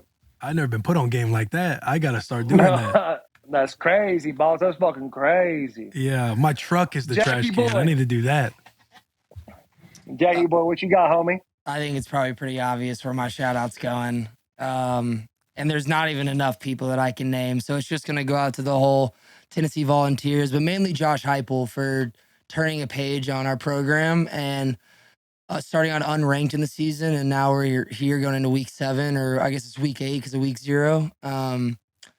Week 0 is week 0, week 7. Yeah, you're right. Yeah. But, 8 weeks. Yeah, so. But yeah, shout out to Josh Heupel, Tennessee Volunteers, and all the fans that showed out and stayed loud the whole game. So that's simple. Shout out your teammates. Who? Your teammates, the Tennessee Vols, baby. Yeah, that's everybody, baby. Yeah. Those boys got it done. Yeah. Hey, you rattled his ass with that one. Nah, Hey, baby. I was trying to build on your little backhanded, your little tweet to him, like, oh, here goes we. Laugh out loud. Congratulations, Jack. I was like, damn, he can't even enjoy that. We did it. Oh, my man said we. I can't even let him have that moment, dude. Did you see the passion he had, too? Yeah, dude, legit fucking, I was so stoked for Jack, too. Like, literally, like, when I was watching the game, I was obviously pulling for the Bulls the whole time, but my heart sang a fucking beautiful song thinking about Jack and how happy he was going to be that night. Oh, God, he Mitchie, baby, what you got, dude? By the way, Mitch, don't think I didn't fucking notice when we were talking about Ohio State, you doing a dumbass fist pump, dude. Don't think I didn't see that I shit. gotta represent. Didn't say nothing. I gotta represent. No, dude, don't. Did you go there? No, I did not go there. A zin just fell out of my mouth. Stay strong, A stay zin just fell out strong, of my man. mouth. That, Stay strong, man. I'm Go ahead, holding Mitch. down. I'm doubling down. 10 toes. And hey, if Michigan and Ohio State, well, obviously when they play, if Michigan loses, we're fighting. Okay, go ahead. I look forward to that. So my shout out, no free shout out this week it's not an everyday thing, but if you guys have Snapchat, you'll get like that little notification of like 1 year ago today, 2 years ago today, 3 years ago today, or like sometimes your Photos app will do it yourself. But like watching those videos or pictures, it'll take you back to that moment in time. Be like, oh, I was with the boys doing this, like just acting dumb, or oh, I was in this like state doing this, or I was in this country doing this, like just seeing that, like, oh, like throwback photos. Yeah, just like, oh man, I was out there like a year ago today. Like it just kind of like takes you back to that moment in time. Just kind of like a cool little feeling. So your shout out, no free shout out goes to like those. I get those memories, bro. Those memories that pop up and you reminisce a little bit. Yeah, and exactly. That's exactly. Taylor and I's generation. Nothing like a good reminisce, dude. That's an outstanding one. Nothing. And I tell you what, the iPhone, they do a great job. They put some music behind the photos. They do like a little slideshow with it now. But I know like Taylor and I's generation, Blosh, you too. Like we grew up on Time Hop. Yeah, I mean, I talk about Snapchat and the stuff. Like we had the old Time Hop. I got Time Hop. Yeah, Time Hop, man. But yeah, so just reminiscing on that stuff. Love that. Garrett, G, what you got, big dog? Garrett, do you want me to say it or do you want me to leave it alone? You can save it. I think you might like mine this week. Oh, let's hear it, boss. So my shout out, no free shout out this week, I feel like it's going to hit home with a lot of us, especially because we're guys. Do I need to prepare to cry? No. Okay. You might, because it's going to hit. Okay. But my shout out, no free shout out is when you get your shoelaces perfect on both feet and you never have to adjust them again. Yeah, I mean, that's fucking cool. Yo, Will, your reaction is so funny, dude. say. I was right. Like, I don't know. Sometimes you got to underpromise, over-deliver. Yeah, I felt like that when you overpromise, not under-deliver. I thought that was a good shout out. Like, when you get that thing clean and they don't go out throughout the entire day and you can kind of take them off and slip them back on kind of thing. Like, I feel that, but I guess I put the emotional level in my head and I thought it was going to be a little different. And once you stopped, I was like, all right, let me get my thoughts together. Bro, if you got these never come on time. To me every time. Bro, it's every time. Get yourself a pair of these. They'll never come untied, dude. They're unbelievable. I got little slippers now, so your boy can get in and out of no problem. Hey, Garrett has straight slippers on. I do feel like that Garrett just went through my California roll thing. Like, Garrett, I felt you, dude, because like literally, like in my head, I'm like, I'm about to kill people with this California roll, dude. And like, it just wasn't well received. I'm not saying I didn't receive that well. I'm just saying when I watch Will go. And then it's just funny. I mean, I'm looking at Will's shoes and they're so loose. I thought it was gonna hit for him. Yeah, man. I'll tell you what, though, they haven't came undone. Your Vans. What's you wearing? The New Balances or the Jordans? I'm wearing those the Dunks. They're not Jordans. I learned that these are not retro ones. They're Dunks. They kind of look like retro ones, do they not? They just got a little difference in, like, they put a little white in between right there, yeah? Hey, Jack out there disrespecting you in his mind right now. You know Jack's a big shoe dude. There's no question, bro. Like, I know I'm taking heat probably in the comments right now. Look at this fucking boomer. Bro, in Jack's head, you're getting absolutely murdered right now. He's killing you. Yeah, bro. He's killing you right now, dude. It's the price of fucking being outdated a little bit. What's up? Dude. Yeah, this is how you rock right here. You got to have the long socks on the outside of the sweatpants, the joggers. Taylor, you know what I'm talking about. Yeah, I actually fuck with that look a lot. Yeah. That's like that's a Taylor OG. She like put me on that actually. Yeah, the old Aladdin look. This is the fucking look, man. All right, canceled. All right, go ahead, Willie. What you got, man? What do you need me to do, boss? That's if you wanted to shout out the bourbon. We'll get it. I'll do it with the intro. Yeah, Taylor, I can't wait for you to. I cannot wait for you. Dude, seriously. I can't wait next week. We'll have to do a true reaction. Like, we can't let you have a sip so everybody can see that where the level is at right now. That way they don't think we planned it. Like, I truly want you to experience it for the first time because I am so excited about this fucking bourbon, man. It looks outstanding. I can't wait to put my mouth on it, dude. There we go. That's a fun clip to have. Dude, Willie, what you got? Do you give us your shout out? No free shout out of the week. Yeah, quarter machines. So I'm gonna start with the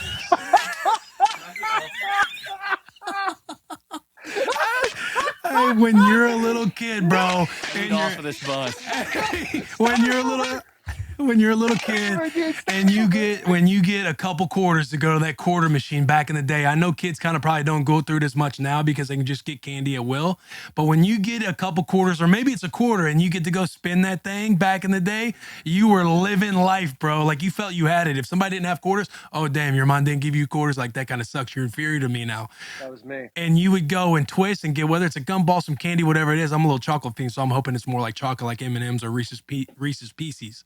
But my shout out, no free shout out, goes to quarter machines. Hey, I take it a little step further too. Like when there was like a collage of stickers on the front of like those little pop balls, and you see the one, you're like, hey, I really want the dog. I need the dog, dude. That's the one I want. Yes. And you put the quarter in. The first one's the motherfucking dog, dude. That's the thing. That's like, boom. In that little rush, just off a quarter machine, dude. This little thing right here, dude. Shout out George Washington again, my guy. Hey, I'll tell you what, bro. That shout out, like, give Win a couple quarters and let her go at a quarter machine. She's gonna be fucking on cloud 9, whatever she gets. Bro, I went to the Tomlin's birthday party like, I don't know, 6 months ago at this point. We went to Peter Piper Pizza, and me and that little girl had an absolute fucking blast doing that stuff, dude. It was so much fun. Yeah. But they don't do quarters anymore. They don't even do tokens. You just got a little card. You just put it in and come out. And like, it takes a little bit of that nostalgia away. But whatever. Because what you're gonna do is you're gonna basically do the card yourself. Like, you're not gonna be the kid receiving the quarters. You're not gonna just get your parents' debit card or credit card. Like, hey, Dad, Can you come get this for me? Like, it's the level of nostalgia just hits a little bit different. It just hits a little. So I wanted to shout it out. It's a little diffy. Dude. What's yours, brother? Bless us with your shout out. No free shout out. Yeah, dude, my shout out, no free shout out. It's gonna hide in plain sight, to be totally honest with you. But like, there's a level of having good vibes when you're around a group of guys. And it's more difficult to have good vibes, especially when you're by yourself for a long time, and keeping that consistent. So I like to say thank you to me for being me, because the vibes have stayed so strong. So my shout out, no free shout out of the week, is being able to keep vibes high even when you got to do it solo. I like that. I was hoping you say my shout out, no free shout out, goes to me. I thought about that, dude. Fucking funny. I thought about saying that, but legit, let's go me. Yeah, fucking vibes, boys. I love it. What's my knee? Hey, but go ahead. My knee's bending solid. Extension, got that, dude. So it's like, is your quad firing? As little as it is, it absolutely does. I love that. A little flutter. Oh, dude, it's not fluttering. I got that fucking teardrop in there, dude. I mean, not as big as the tears I was flowing with RD2, but there's still like fucking teardrops down here. Red Dead Redemption 2, boys. All right, should we get into tier talk? What are we thinking for the tier talk? Yeah, we got a couple different topics. We could get dicey. We could do serial killers. I don't know if we want to champion those people, but we could just in honor of Spooktober, or we could get a little bit more PG and just do best villains. Yeah, like that's a tough one. Yeah, I haven't watched the new, what's that new serial killer documentary? Dahmer. I haven't watched that. Like, I haven't watched all the serial killer stuff. Like, I know that there is a population that is dedicated to watching any serial killer documentary that comes out. Like, I hats off to those people. I wish I could be part of that crowd. I've seen a couple, but I haven't seen enough of the serial killer documentaries to be like, all right, here's I love to argue and just kind of die on the hill of like who my favorite serial killers are. But and also on the high morality side, like, yeah, like, it might be a little tough for some people. Yeah, the serial killer thing is a little tough because like there's a lot of people that have obviously harmed in the making of those serial killers. So you really don't want to like open up some of those wounds. Me personally, I'm like it's weird to say, but like I love that stuff. Like I think it's like that being inside the mind of some of those people is just would be crazy. Like a Charles Manson, Dahmer, Bundy, those type of dudes. Like crazy, wild, and like I'm probably a little too obsessive. I probably watch too many YouTube videos on it. But I think we are safe for going to a villain. Now I think there might be a god tier. I'm just not sure. Do we want to share it or should we take 5? Do a little quick take 5. We just know this was going to end and then we come back and kind of like, because I'd love to look up a couple lists of the villains. I don't want to do anybody an injustice. This last segment, Tier Talk, is brought to you by Roback. Use code BOYS, BOYS, on Roback.com for 20% off your first purchase. That's RHOBACK.com. Code BOYS. They work with the best college athletes from Will Anderson to the boy Michael Mayer and Bijan Robinson. They also just dropped new performance joggers. Trust us when you're going to love these. Let me do that whole thing again. I need to be more quick and precise. Okay, this last segment, Tier Talk, is brought to you by Roback. Use code BOYS, BOYS, on Roback.com for 20% off your first purchase. That's RHOBACK.com, code BOYS. They work with the best college athletes from Will Anderson to the boy Michael Mayer to Bijan Robinson, and obviously the greatest podcast on earth, Bussin with the Boys. They also just dropped new performance joggers, and trust us, you're going to want these, so use the code BOYS for 20% off. For Tier Talk, our Tier Talk is greatest villains of all time in the spirit of Spooktober. We're not boxed into just slashers. We're not boxed into serial killers. We're not boxed into none of it. Whoever we think the best villains are in the movie world, in the fantasy world, or whether it could be based on a true story, right? What's up, bro? I thought we were doing best villains. Yeah, best villains. What did I say? You said movie world. But in that, it can be any villains. Any villains. Yeah. Any villains. All right. So my best villains clearly come from the movie world. God tier, we all agree God tier's Joker. Heath Ledger's Joker. Heath Ledger's Joker is God tier. He'll get a nice photo at the very top. My tier 3, I broke them up. They all mean a little something different to me. My tier 3 is probably the most hated character I've ever watched on a show that I like. Dude, I would honestly get pissed off when he would do all of his scenes. He sold me that well that's how much he hated. There were a couple. It's coming from Game of Thrones, but it's Joffrey Lannister, Baratheon Lannister. It's one of those. It's Joffrey. Dude, I hated him so fucking much in everything he did, and I feel like that's worth something because the next two I'm gonna have is there's more of an excitement to the villain because they did such a good job. My tier 2 villain. and this was tough between tier 1 and tier 2, but my tier 2 villain is a villain that you always felt the presence every time they came around. He comes from the Harry Potter world, but Lord Voldemort is my tier 2 because he's somebody that, even though he didn't get all the cameos in the world, like didn't get a lot of screen time all the time, but the way he was talked about, just everybody who was always scared. And then when you would see his shadows or him come into a scene, there's a part of you that was like built up and emotionally invested into that. Like, oh, fuck, what's about to happen? So my tier 2 is Lord Voldemort. My tier 1 goes to the series that I hold very true and dear to my heart. Taylor, if anything ever fails, you can always count on the Lewan family to be like, hey, let's just get him something along this theme. And Star Wars. And my tier 1 villain of all time goes to Darth Vader. Anakin Skywalker, his character arc as Darth Vader. I was thinking about, do I go Lord Sidious, the actual puppet master behind Darth Vader? But the excitement to watch any movie with Darth Vader involved, when you just hear that, when you hear that, like, you're fucking ecstatic to watch the movie and see him come involved. So my tier 1, Darth Vader. That's my list, boys. That's my list. Are we doing one word? Yeah, let's go around, hit the one word. I'll go first. Special. That means a lot coming from you, big dog. Bloss? Elite. Amazing. Fire. Incredible. Oh, it's got to feel so good, Will. That's got to feel so good, buddy. Take your moment, dude. Feel your truth. Boys, that means a lot. It means a lot. It fires me up. I felt really good about the list, and just from the start, you guys really encouraged me. I appreciate that. Encouragement. Encouragement. Yes. Mm-hmm. All right, back of the bus. You guys are up. Looks like they're making some late game fourth quarter adjustments. I think I might have took one. of theirs. Who knows? They're pivoting right now. We do have to give it an honorable mention to a villain that is one of the most realistic and threatening villains, but it's Javier Bardem's character in No Country for Old Men. Yeah. He's got the air compressor gun, and that we had to just get that out there. Number 3 for us is probably the first villain we all encountered as children, and that goes to Scar from Lion King. Ooh.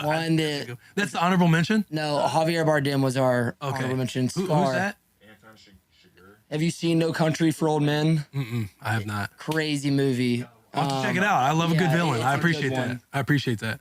I love Scar. But yeah, Scar, kind of, I feel like we all knew him as a kid, and just, a real bastard. A real motherfucker, dude. Number 2 is coming from the Marvel series, one of the greatest villains ever, Thanos. Dude tried to wipe out half the population of the entire universe. Pretty devious cat. And number 1, we did not think you were going to pull this one, Will, so we will stand in solidarity with you. Lord Voldemort we wanted to include Vader in there, but we felt like you might be doing that as well. But Lord Voldemort has that similar atmosphere where you can feel his presence when he comes in, and just a guy who's composed of pure evil. So that would be, that's our 3. One word. Is it only me and Taylor doing the word since you guys all came up with it? All right, I'll go first. We can do ours. Yeah. Strong. Calculated. Good. Yeah, I feel like calculated just throws you for a loop. Obviously, like we're putting these things in order. You can tell like they did good research. Yeah. They did good research. They came up with a good list, and they like really fucking came to the table with some good shit. Like they were ready. Yeah, and when they saw a different defense out there, they had to adjust at halftime. You're right. That's a good word. Calculated. I like that. Yeah. All right, I'm up. Yeah, you're up, brother. The floor is yours. Okay. I have an honorable mention. And it's obviously recency bias, obviously putting me into tiers multiple times. and I don't expect everyone to love this one because this is my journey. This is my truth. So I really think my tier 3 goes to Red Dead Redemption's Dutch Vanderlyn and Micah. Those tier 3 or honorable mention? Honorable mention. Okay. They deserve hell, dude. They deserve to burn in the fiery pits of hell for what they've done to our boy Arthur Morgan. They are top fucking pieces of shit, dude, and they deserve every bad thing that happens to them. I digress from there. I love that one. My tier 3, and this is where I got mixed up with the movie stuff because I feel like there's a lot of villains out there, both in the real world and in the movies and all of cinema. But I do believe like leaving actual serial killers out of it because like them boys actually got after that shit. That's like not okay. But there was one man that came to my mind, and my tier 3 of our modern day villains that people love to hate, Kanye, is my tier 3. I don't know how that's going to be perceived, but I do feel like my man deserves a little bit left and right, like how you feel about him. It is what it is, but my man loves to cause a little chaos. Likes to introduce a little bit of chaos. My tier 2, I think is a sleeper. I really think that this man really burst on the scene in 2005, and it's viewed as a comedy, but this man did everything he could to foil Jeremy and John's plans, and that is Sax, Bradley Cooper's character from Wedding Crashers. That son of a bitch deserved all those eye drops in his water, and he told what's her name to get her fucking ass back up on that altar. He deserved all the bad things that happened to him. I think he's a underrated villain in a time where comedy was reigning pure as hell. Yeah. And my tier 1 has been said. I obviously went through it recently, watching all of the movies. When he came around, when you even heard a small little slither, dude, you knew that man, the name you do not speak of, Lord Voldemort, is probably the best villain of all time. That's okay. He wants our words. You got Bloss, start from the back. I'm going to say Chaos. Okay.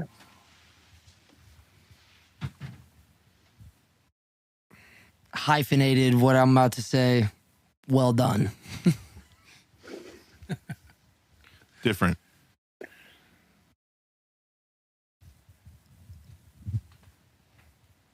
Solid. Respect. Oh. The reason I respect that list is I felt like it was authentic. I felt like it was authentic. Like the Dutch Micah throw in, because you just went through it. I think that's all time. That's something that people are going to see on the list. It's going to touch them like, oh, fuck. It's cool that he's fucking pulling that from. But that's like, I think that was like I respect that list. I thought it was a good list. What was your tier 3? Kanye. Tier 3 was Kanye. Kanye, bro. Especially because he's in the headlines again right now. I feel like, I mean, he's always in the headlines, but that was a nice little pull. Thanks, Bob. Here's my only disagreeing one, and it was your no. I thought that was funny. That's awesome. Yeah, like that's a nice little pull. Like everybody in our generation is gonna be like, dude, yeah, that's sneaky pull with Sack. It's Sack, right? It's not. It's Sax. Yeah, it's SACKS. Oh, Sax. Shit. Yeah, I thought it was Zach. Yeah, I know. But you kind of, it's like you think it's Sack, even though you hear it in the movie them saying Sack. You're just like, hang on a second. Yeah. Why are you guys saying Zach? Because I say it differently. But the one I disagree with, was Thanos. The reason why, I think his intention is genuine versus evil versus like he's all about perfect balance. Because I thought about him, I'm like he's like the greatest kind of most powerful villain. But I felt like everything he was doing with it was what he thought was like genuine universally, not just right there on Earth. Yeah. What's up? That's what all villains do. No. I'm reacting. Wait, they said Thanos? No, yes, they said Thanos for their tier 2, and I just said like I kind of disagree with him just because that was the only one where I said strong, because I think he's a very powerful villain. But in his mind, he's thinking universal. He's trying to create proper balance and everything, and he's not like a malicious guy about it. He's just doing what he thinks is necessary. And Garrett said that's pretty much what all villains do. And I don't like Joker God tier. Like he's all about the chaos. He's all about the uncertainty. He's all about he's a dog chasing cars. He doesn't have a plan. Yeah, he has zero plan. Oh, you think I'm in it for the money? I'm fucking burning the money. Like I just feel like he's just you know, I feel like every villain's got like a different story. I mean, Michael Myers was like possessed, killing people, not thinking I'm doing this for the greater good. He's like, no, I'm trying to slaughter everybody. Jason Voorhees is just trying to do what his mom says. Yeah, Voldemort. Life didn't kind of go his way. He was evil, and he's like, hey, fuck these motherfuckers, dude. I'm taking over Hogwarts. Freddy Krueger, pedophile, got murdered in a building. Now he haunts your dreams. yeah. He's not trying to find perfect balance. There's Scar. Wasn't selected as king. He's gonna get his brother back one day, flip him off the cliff like he's trying to fucking kill him. That's vengeance. Hey, hyenas, go try and take out Simba, and I'll try to give a nice little story to the pride when we get back. He's gone. He's no longer here, but I will rule. So I don't know if that's enough data right there, Garrett, to say they're not all like that. Yeah, JP, you make a good point. Thanos did throw his daughter off a cliff. Okay, Jack's trying to come back in the game. I understand it. I just felt like as far as like ranking villains. I see where. Yeah. I don't want to say it's a bad pick. I guess, I did say disagree. But hey, Will, Cruella DeVille. She was a villain. She didn't care about other people. She was just trying to do her own thing. Yeah, I don't really know the origin story of Cruella DeVille. That was a long time ago. Bro, have you not seen Cruella with Emma Stone? No. Oh, it's a fantastic film. Fantastic. I love how you said film, and I'm actually going to watch it now. I'd be like, I can't wait to watch this film. Bro, it's really, really good. You're going to love it. Like, I watched it last year on the plane like 3 times. I love that. This has been a great pod, boys. Shall we wrap it up? Yeah. Fucking big hugs, I'm back, kisses. boys. I'm back in 3 days. I can't fucking wait to see you guys. I know. Next week is going to be electric. We're back on the bus. The vibes are going to be high. The body, I was going to say body emotion, but that doesn't make sense. But just the chemistry is going to be all the way back. It's going to be beautiful, dude. I can't fucking wait. All right, brother. I love you. I love you too. See you, man. See you guys. Leave a comment. You guys know the drill.